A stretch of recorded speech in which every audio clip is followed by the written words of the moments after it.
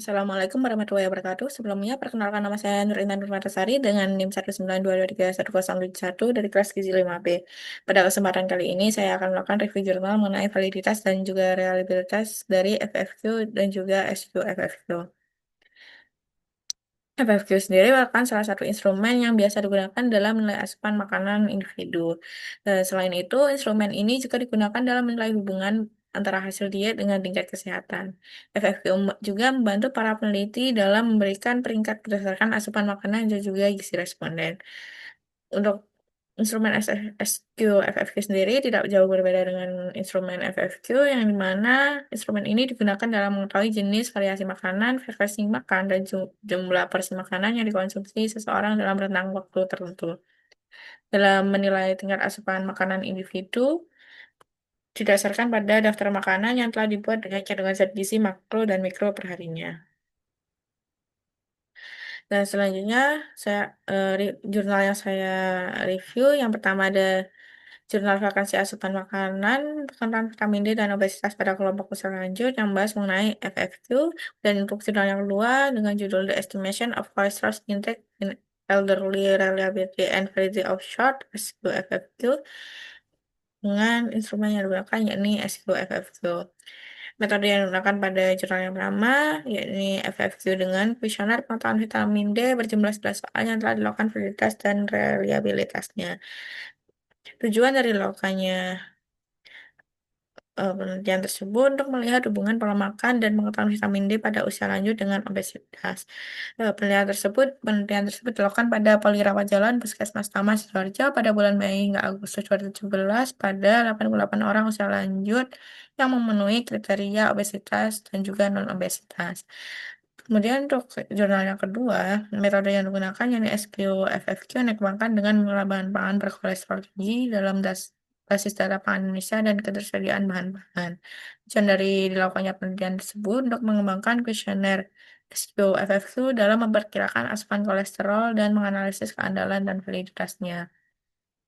Penelitian tersebut dilakukan pada wilayah kerja Puskesmas Cagir Kelas Surabaya dengan populasi lansia yang memiliki riwayat hiperkolesterolnya dengan jumlah responden sebanyak 36 orang. Kemudian untuk uji validitas pada jurnal yang pertama yang membahas mengenai FFQ dalam kuesioner pengetahuan vitamin D telah disebutkan bahwa uji validitas terhadap 30 orang memiliki nilai korelasi sebesar R lebih besar dari 0,361. Sedangkan untuk uji validitas SQ-FFQ sendiri dibandingkan dengan catatan makan selama 6 hari sebagai rujukan dalam analisis parity test dan Bland-Altman dalam kesepakatan penelitian. Hasil dari uji validitas sendiri untuk FFQ memberikan hasil korelasi R lebih besar dari 0,361 yang memiliki arti bahwa korelasi minimal sebesar nilai tersebut pada aspek pengetahuan. Sedangkan untuk SQFFQ tidak memiliki perbedaan antara metode SQFFQ maupun dengan food record yang menghasilkan hasil rata-rata 135,2 plus min 127,6 dengan 137,6 plus min 53,4 mg kolesterol per hari. Hasil Bland Altman menunjukkan kesepakatan baik dengan selisih rata-rata 2,44 plus min 121,8 mg dengan LOE 52,9 hingga 57,9.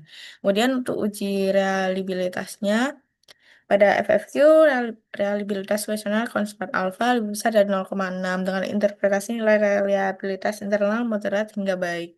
FFQ yang digunakan juga sudah baku dan telah dimodifikasi melalui pengujian validitas dan juga reliabilitasnya. Kemudian untuk SQFFQ, tes validitas dilakukan dalam 2 kali menggunakan metode SQFFQ dengan parity test ICC Kronosfeld alfa. Selain itu juga dilakukan evaluasi tiap item untuk beberapa pangan. Hasil dari uji reliabilitasnya untuk FFQ sendiri pada kelas bar alpha hasilnya memberikan lebih besar dari 0,6 untuk kuesioner pengetahuan memberikan hasil reliabilitas yang dapat diterima dengan ambang minimum alfa lebih besar dari 0,5. Sedangkan untuk SPO FFQ parity test menunjukkan hasil bahwa tidak ada perbedaan signifikan antara SPO FFQ dan juga SPO FFQ kedua. ICC untuk kolesterol intake memberikan hasil 0,609 dengan kategori baik.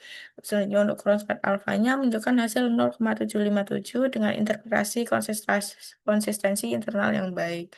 Namun pada makanan egg yolk dan juga flat duck SEC memiliki hasil kurang dari 0,4 dan terdapat perubahan signifikan pada setiap item.